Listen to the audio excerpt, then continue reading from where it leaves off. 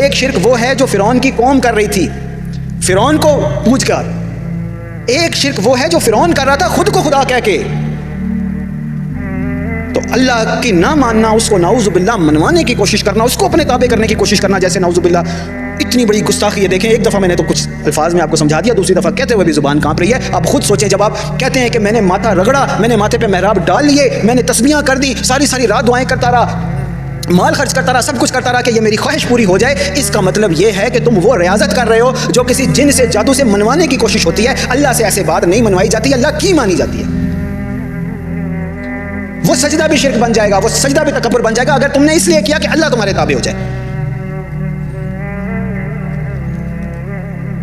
ये है अल्लाह का दीन। समझ पता था किसी को? उल्टा हो जाता है दिमाग, उल्टा उल्टा उल्टा हो चुका है सबका दिमाग। अब इसको सीधा करने की जरूरत है। सीधा करोगे तो सही रह जाओगे, वरना सीधा करवाए जाओगे।